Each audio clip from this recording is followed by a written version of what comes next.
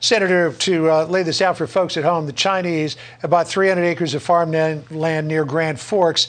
It happens to be 12 miles from the Grand Forks Air Base. The land will ostensibly be used to build a $700 million corn milling plant. But that air base is a center for intelligence. That's where they operate a lot of the Global Hawk drones from.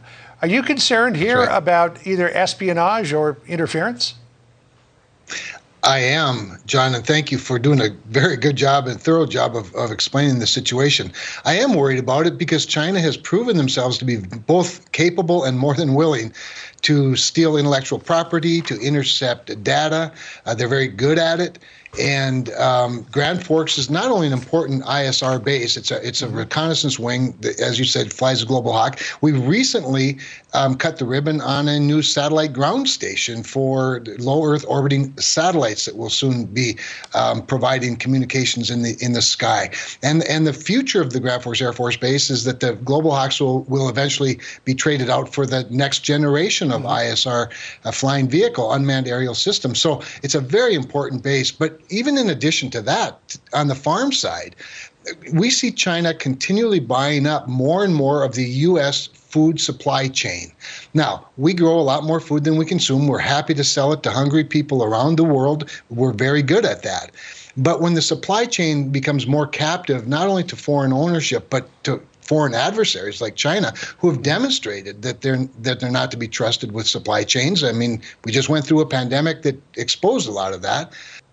I'm just not very comfortable with the Chinese Communist Party for so much of our supply chains, because food supply, energy supply, pharmaceutical supplies, those are all, that's all part of national security. Well, I mean, you have to kind of sit back and go, well, wait, China's a major buyer of just about everything, right? I mean, you think about almost every commodity on the planet, and China's a buyer, and they buy a lot of the resources that we provide right here. Farmland is interesting, obviously, because it would give them access to key spaces here in the United States. There's bipartisan concern about this, obviously, as you well know. Senator Mark Warner, your Democratic colleague, is saying the Senate Intelligence Committee has been loudly sounding the alarm about counterintelligence threat posed by the PRC. We should be seriously concerned, he said, about Chinese investment in locations close to sensitive sites, such as military bases around the United States.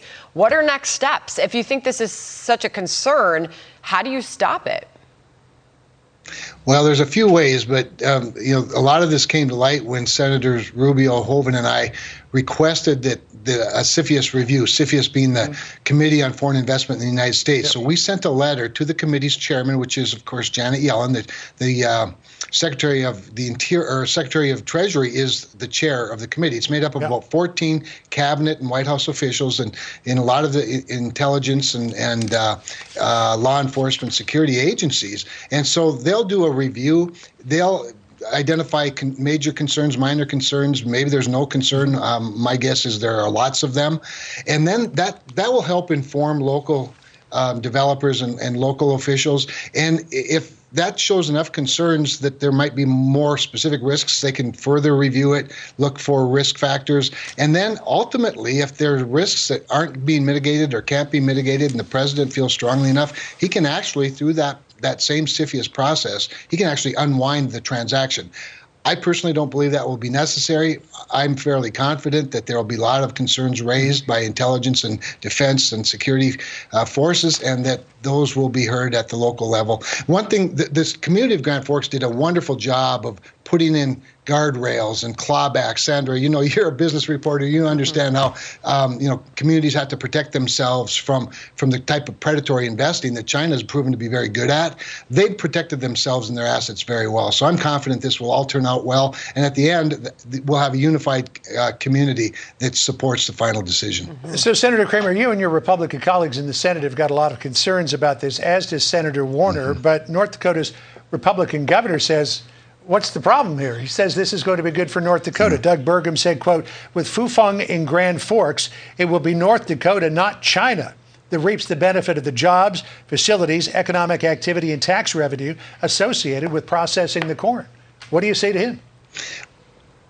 Well, if China doesn't benefit from an investment in North Dakota, why would they make an investment in North Dakota would be my first question. Obviously, China benefits from this. And when you see what they do with their money in terms of economic dominance, in terms of upgrading their own military, they as you know, are excellent at technology transfer, forcing of intellectual property theft. And with that, they've advanced their own hypersonic missile systems and other high-tech defenses. So China benefits from it. Now, you can both benefit. There's no question. The governor's absolutely right about that. But the China of today has turned out to be a very nefarious China. I think rather than inviting them into our backyard, we ought to have a more of a strategic decoupling of our relationship with China, work closer with our allies and Western nations and other Asian nations to share our values rather than having a partner so close to us that we can't trust.